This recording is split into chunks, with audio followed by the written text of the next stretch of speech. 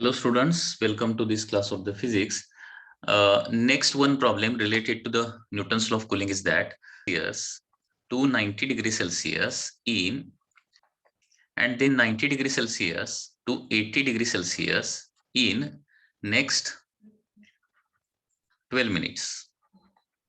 Okay, 82 म्हणजे 82 किती temperature होणार क्वेश्चन बघा. क्वेश्चन लक्षात आला का? न्यूटन्स लॉ ऑफ कूलिंगचा असा क्वेश्चन होऊ शकतो. ओके, 100 to 90 जायला 10 मिनिट.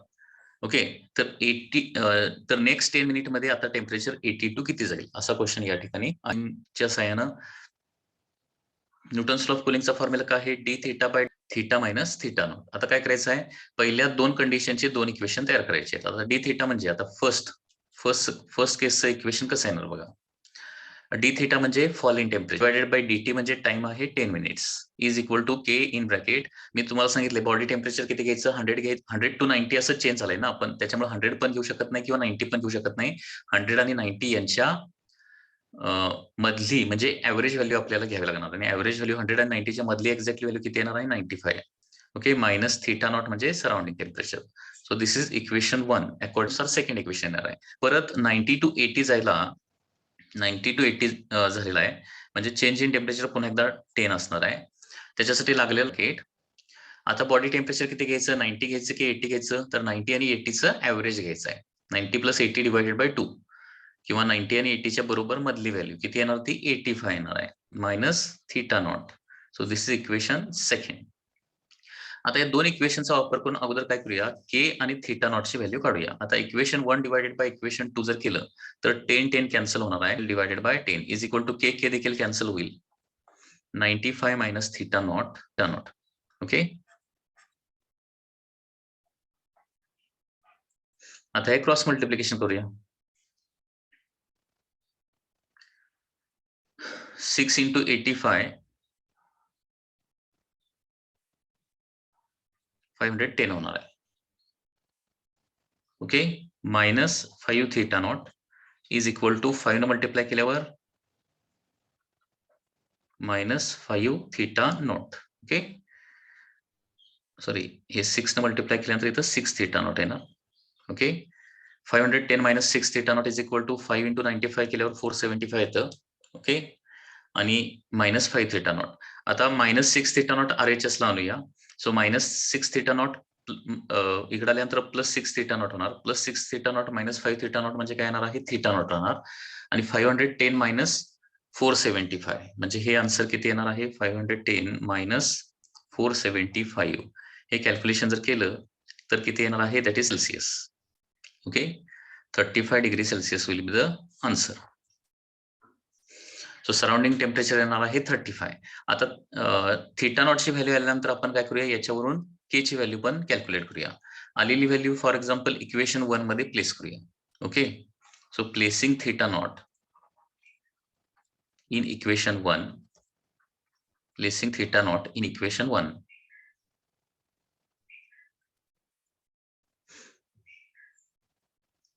काय होणार बघा? 10/10 म्हणजे 1च येणार ना, is equal to q into किती होणार आहे? दॅट इज 60 होणार आहे. सो के ची व्हॅल्यू येणार आहे दॅट इज 1/60. ओके, के ची व्हॅल्यू येणार आहे 1/60. ठीक आहे. आता 80चं टेम्परेचर किती फायनली होईल? ओके, ते आता कसं सॉल्व्ह करणार आहे? सपोज 80चं काय होतंय? फायनल टेम्परेचर थीटा होते. ठीक आहे.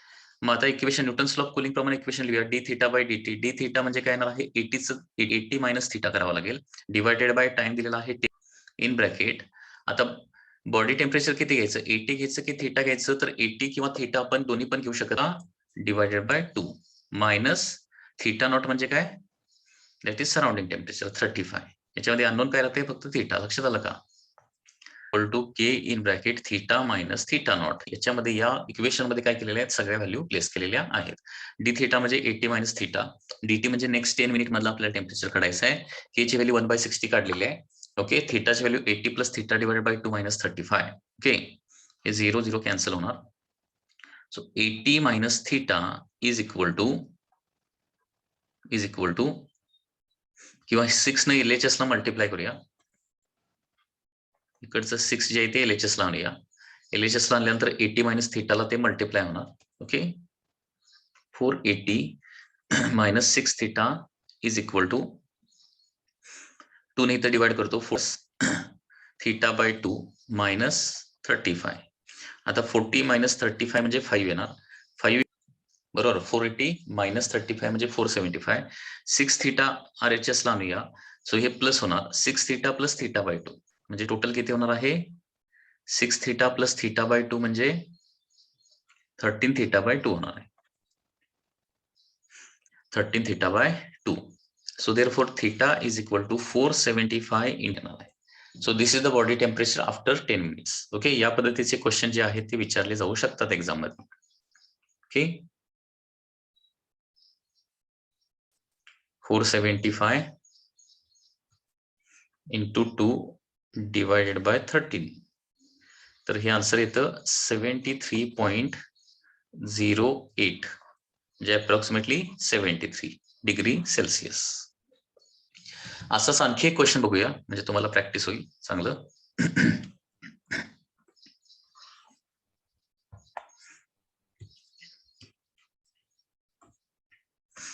आणखी एक क्वेश्चन बघा. बॉडी cools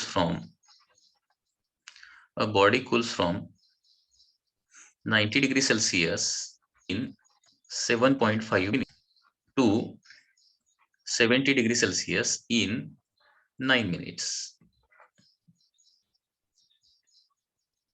लागतात and then to 70 म्हणजे 80 पासून पुढचं 70 डिग्री सेल्सिअस जायला 9 मिनिट्स लागतात. ओके, नेक्स्ट या टाइपचा क्वेश्चन आहे. नेक्स्ट 10 मिनिट नंतरचा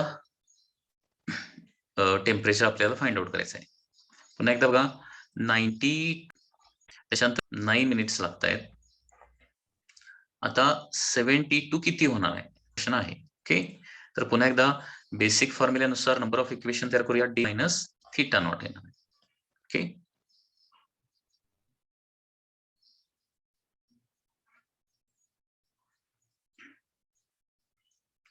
डी थीटा फर्स्ट केस मध्ये 90 मायनस 80 म्हणजे 10 डिवायडेड बाय टाइम किती येणार आहे दोघांचा average that is 85 minus theta not. So this is equation 1. त्याच्यानंतर 80 to 70 म्हणजे चेंज इन टेम्परेचर झालंय 10च. ओके, त्याच्यासाठी बॉडी टेम्परेचर 80 आणि 70 च्या मधलं किती येणार आहे 75 minus theta not. So this is equation 2. हे दोन आता इक्वेशन 1 डिवायडेड बाय इक्वेशन 2 करूया. Equation 1 divided by equation 2 cancel. Okay, so 9 divided by 7.9 minus theta naught. Okay, so इथं डेसिमल पॉइंट काढलं तरी 90 by 75 करावं लागेल. 90 by 75 केलं त्याला 15 ने डिवाइड केलं तर 6 by 5 होणार. आता क्रॉस मल्टिप्लिकेशन करूया. 6 into 75 450 minus 6 theta naught is equal to 425 minus 5 theta naught. Okay, so therefore 6 theta naught minus 5 theta naught म्हणजे theta naught येणार आणि 450 minus 425 म्हणजे किती येणार आहे 25 डिग्री सेल्सिअस. सराउंडिंग टेम्परेचर किती आलं 25 डिग्री सेल्सिअस आलं. ओके, आता सराउंडिंग टेम्परेचर नंतर नेक्स्ट 10 मिनिट मधलं ओके टेम्परेचर काढायचं. Okay, so in next 10 minute suppose temperature किती झालं थीटा झालं. सपोज थीटा झालं. ओके, नेक्स्ट 10 मिनिट मधलं टेम्परेचर काढायला सांगितलंय. तर आता याचं इक्वेशन कसं होणार बघा. न्यूटन्स लॉ ऑफ कूलिंगचं इक्वेशन काय थीटा नॉट येणार आहे. सो डी थीटा म्हणजे fall in temperature 70 minus theta divided by theta म्हणजे average temperature 70 plus theta divided by 2 minus theta naught. Okay, आता के ची व्हॅल्यू पण इथं ऍक्च्युली अगोदर के ची व्हॅल्यू किती येणार बघा. ही आलेली थीटा नॉटची व्हॅल्यू फर्स्ट इक्वेशन मध्ये प्लेस करूया. Okay, so 10 divided by 7.5 is equal to 25 होणार. आता इथं डेसिमल पॉईंट काढून टाकायचं झाला तर 100 बाय 75 होणार. मग 25 by 3 k is equal to काय येणार इथं तर 15 येणार. 1 बाय 45 येणार. 15 LHS ला आल्यानंतर ते 3 ला मल्टिप्लाय होणार आहे. ओके, 1 बाय 45 ची व्हॅल्यू के ची व्हॅल्यू 1 बाय 45 होणार आहे. सो आता इथं 70 is equal to theta naught. Theta नॉटची व्हॅल्यू किती दॅट इज 25.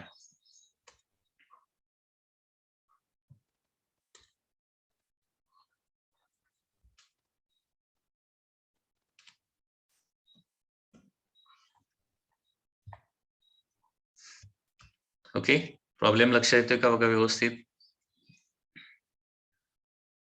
आता इथं 10 आणि 45 ला डिवाइड करतो. 10 ला 5 ने डिवाइड केलं तर 2 येणार आणि 45 ला 5 ने डिवाइड केलं तर 9 येणार आणि 9 इकडे आणतो आणि 2 RHS ला आणतो.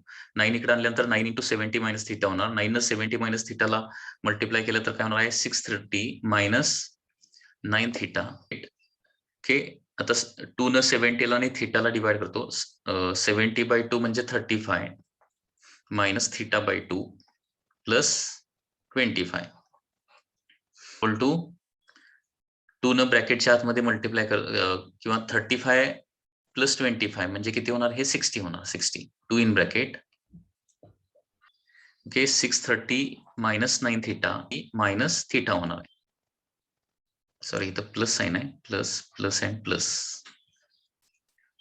ओके बाय मिस्टेक मी मायनस साइन लिहिलं होतं.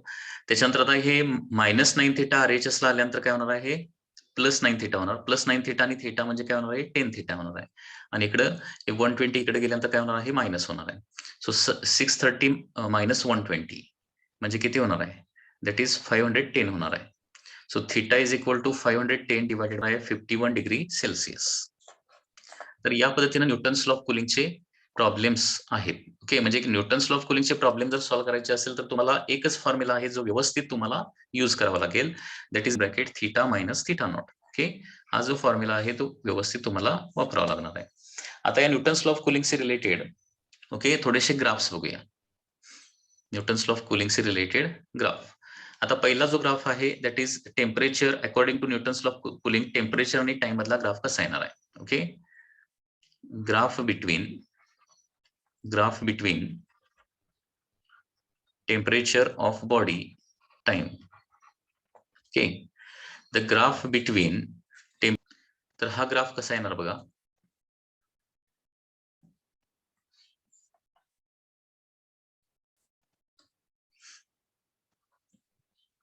So x axis were suppose time आहे. टाइम वाढत जाईल तसं टेम्परेचर काय होतं कमी कमी कमी होत जातं आणि याचा ग्राफ जो आहे तो काय तो या पद्धतीने एक्सपोनेन्शियल ग्राफ येतो. It is a exponential graph like this. लक्षात येते का बघा एक्सपोनेन्शियल ग्राफ येणार आहे. ओके, आणि एक्सपोनेन्शियल हा ग्राफ का येणार त्याच्यासाठी थीटा आणि टी मधलं रिलेशन आपल्याला काढावं लागेल. आणि थीटा आणि टी मधलं रिलेशन कसं येते बघा तर K in bracket theta minus theta naught असतं बरोबर. आता हे D theta by D T म्हणजे रेट ऑफ कुलिंग किंवा rate of fall of temperature आहे त्याच्यामुळे इथं मायनस साइन कंपल्सरी आपल्याला अप्लाय करावं लागेल. आता थीटा मायनस थीटा नॉटला LHS ला घेऊया आणि इक्वल टू काय आता दोन्ही साईडचं इंटिग्रेशन घेऊया.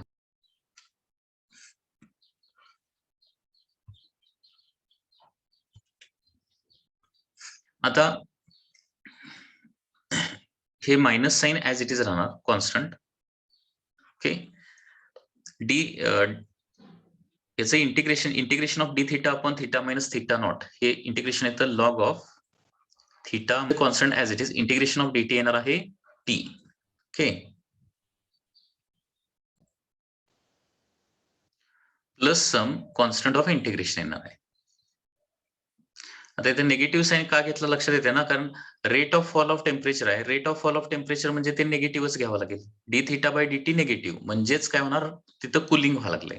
कुलिंग हे आपल्याला स्पेसिफाय करण्यासाठी d theta by D t ला मायनस साइन आपल्याला द्यावा लागणार आहे.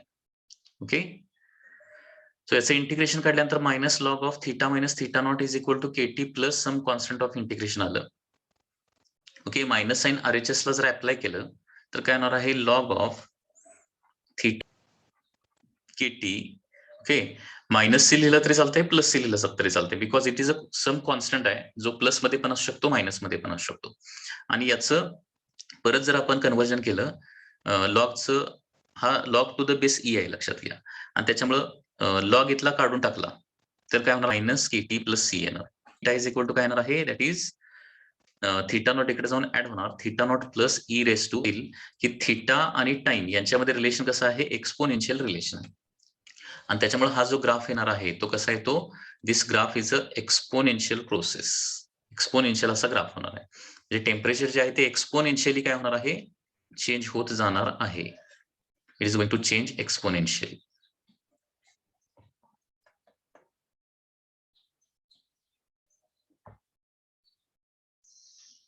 एक्सपोनेन्शियली हे टेम्परेचर जे आहे ते चेंज होत जाणार आहे.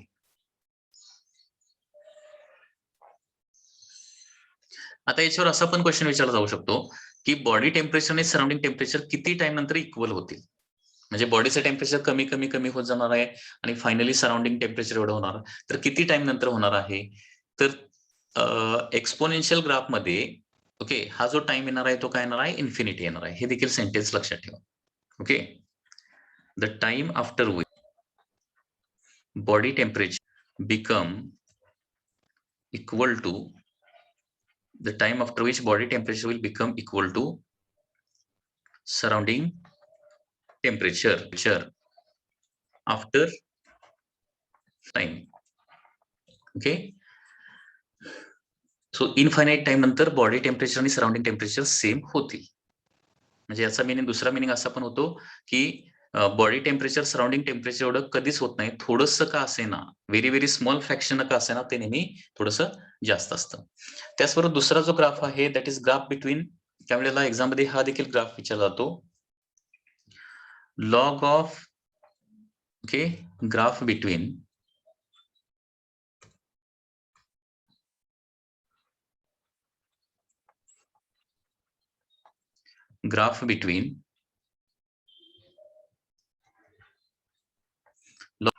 Time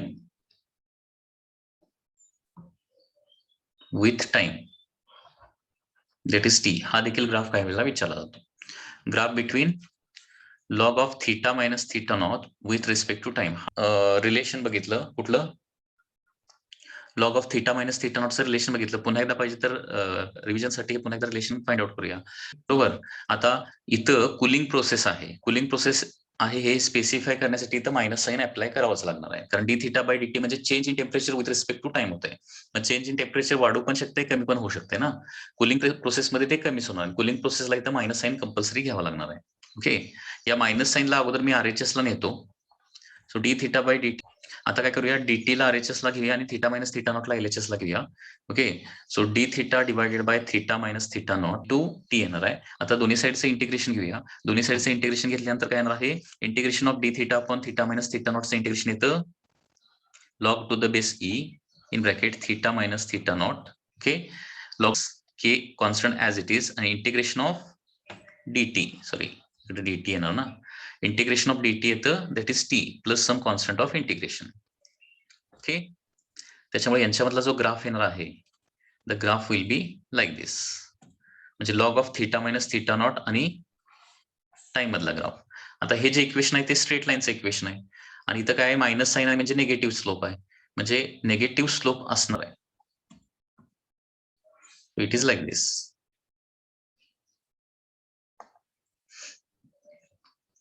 So on the y-axis log of theta minus,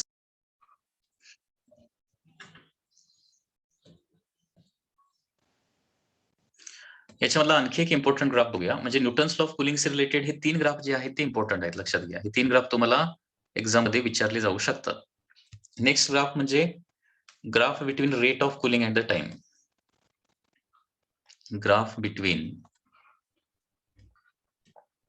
and time, graph between rate of cooling and the time, sorry rate of cooling with time नाही, with temperature, sorry with temperature म्हणजे कुठलं temperature, body temperature. आता याचं equation आपल्याकडे is equal to काय असतं, तर theta is the body temperature.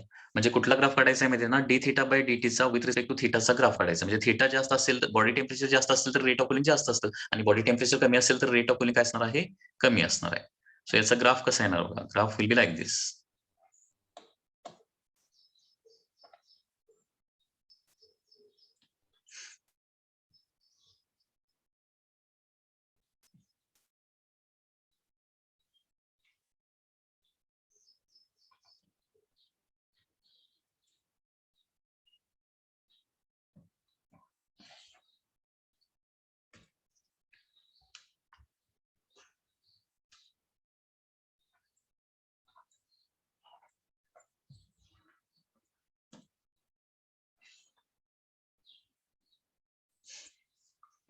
So this is the graph.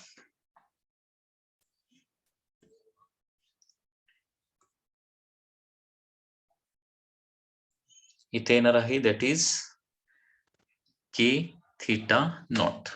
K theta naught हा वाय ऍक्सिसचा इंटरसेप्ट येणार आहे. So d theta by D म्हणू शकतो रेट. म्हणजे बॉडी टेम्परेचर जास्त असेल तर रेट ऑफ कुलिंग जास्त असणार आहे. बॉडी टेम्परेचर कमी असेल तर रेट ऑफ कुलिंग कमी असणार आहे.